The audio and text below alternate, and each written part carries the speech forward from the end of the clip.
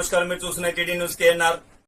All BC minorities welfare organization Karimnagar ZP మాజీ cooption సభ్యులు షుక్రుద్దీన్ గారి ఆధ్వర్యంలో బీసీ చైర్మన్ కమిషన్ గారికి దూదేకుల కులానికి రాజకీయంగా ప్రత్యేక రిజర్వేషన్ను కల్పించాలని కోరుతూ డిసెంబర్ 7, 2024 రోజున వినతిపత్రాన్ని సమర్పించి కమిషన్ సభ్యులతో సవివరంగా వివరించడం జరిగింది. వారి మాటలోనే విందాం.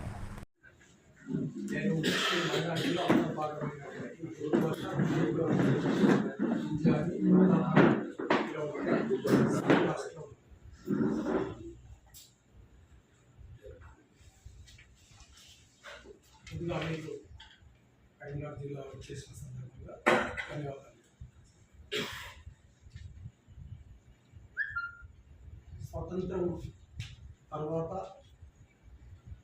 భారతదేశంలో చాలా కులాలు మతాలు ఉన్నప్పటికీ కానీ మా యొక్క కులం అనేది ముస్లింలో అంతర్భాగంగా ఉన్నది. మా ఆచారాలు కట్టుబాట్లు ముస్లింల లాగే ఉంటాయి, కానీ గ్రామీణ ప్రాంతాల్లో హిందూ సమాజంతో కలిసిమెలిసి కలివిడిగా మేము సహజీవనం చేస్తుంటాము. మా వృత్తులు కూడా చాలా ఒకేషనల్ గ్రూప్స్, అంటే ఒక ప్రధాన వృత్తి అనేది ఇప్పుడు లేదు, గతంలో ఉండేది. దూదేకులు అనే పదం పిలవడం చేత దూది ఏకడం వడకడం దిండ్లు పరుపులు పెట్టుకొని చాలా నొమాడిక్ గ్రూప్స్ ఉండేవి. ఆ సంచార జీవనం చేసుకుంటూ గ్రామాలకు తిరుగుతూ మండలాల్లో దాని ద్వారా వచ్చిన లైవ్లీహుడ్ పోషించుకున్నారు.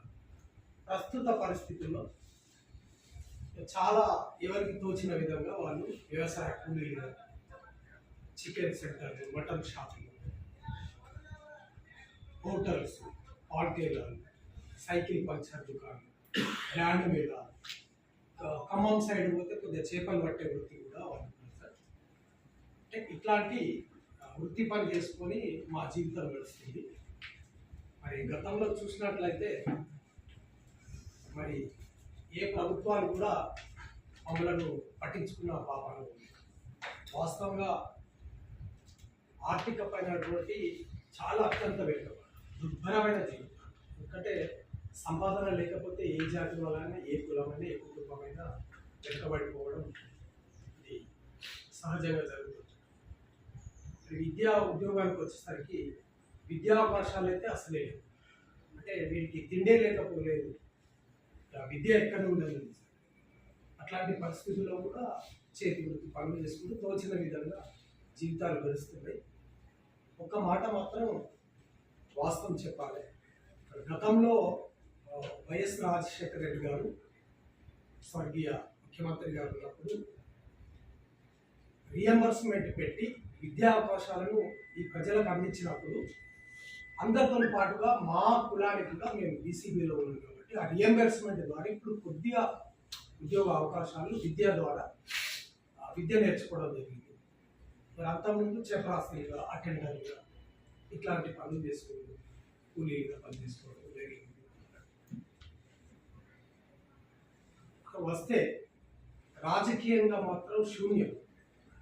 వాస్తవంగా నేను జిల్లా పరిషత్ కోఆప్షన్ మెంబర్గా గత 5 సంవత్సరాల నుండి పోయిన ప్రభుత్వంలో పనిచేయడం. తెలంగాణ ఉద్యోగంలో ఒక రాష్ట్ర కార్యదర్శిగా పనిచేసినాను టీఆర్ఎస్ పార్టీలో. తద్వారా నాలాంటి వాళ్ళు కొద్దిగా వేల మీద లెక్క పెట్టవచ్చు. జిల్లా పరిషత్ కోఆప్షన్ మెంబర్లుగా రాజకీయంగా పనిచేసినాం. కానీ ముస్లింలో అంతర్భాగమైనప్పటికీ మేము దాదాపుగా ఒక 10-12 లక్షల జనాభా ఉంటాం ఈ రాష్ట్రంలో. వాళ్ళ కులాల ప్రాతిపదికన కానీ మరి రాజకీయంగా మాకు అంటరాని వాళ్ళని. మరి మైనార్టీకి సంబంధించినటువంటి ఒక 60 లక్షల పైచీలకు ఉంటారు కావచ్చు జనాభా. అందులో మేము 10 నుంచి 12 లక్షలు ఉన్నప్పటికీ కానీ ఆ దామాషా ప్రకారము, ఆ నిష్పత్తి ప్రకారము రాష్ట్ర స్థాయిలో కనీసం ఒక బోర్డు మెంబరు, డైరెక్టర్ కూడా ఇప్పటి వరకు లేవు. మేము ఎమ్మెల్యేలుగా, ఎమ్మెల్సీగా, ఎంపీలుగా ఎవరన్నా ఉన్నామంటే అస్సలే 0%. మరి అంటే మా జనాభాను చూపెట్టి కేంద్రం నుండి వచ్చే నిధులను ప్రభుత్వానికి అందుతాయి, రాష్ట్ర ప్రభుత్వానికి ముస్లిం మైనార్టీకి ఇచ్చే నిధులు అయితే. మరి అంతేకాకుండా మా జనాభాని ఇంక్లూడ్ చేసుకొని మైనార్టీలకు ఇచ్చే మరి రాజకీయ పదవులను కూడా లెక్క పెడతారు కానీ కనీసం డైరెక్టర్ మెంబర్ సంబంధించిన కూడా తెలుసుకోలేకపోయింది సార్. అంటే అంబేద్కర్ గారు అన్నట్టు ఏ జాతి అయితే రాజకీయంలో చైతన్యంగా ఉండదో ఆ జాతి అంతరించిపోతుంది, వెనుకబడిపోతుంది, శూన్యం జరుగుతుంది అని చెప్పినట్టు అదేవిధంగా రాజకీయ చైతన్యం లేకపోయింది. ఎందుకంటే విద్య ఉన్నప్పుడే మనిషికి జ్ఞానం వస్తుంది, తద్వారా వారి జీవితాలు బాగుంటాయి, ఉద్యోగ అవకాశాలు ఉంటాయి, ఆ జాతి కూడా మనుగడ సాధిస్తుంది. విద్యకు దూరం అయిపోయినాం కాబట్టి మరి అట్లాగే మా పరిస్థితి కూడా అత్యంత దుర్భరమైన వెనుకబాటుతోటి జీవితాలు గడిపినాయి.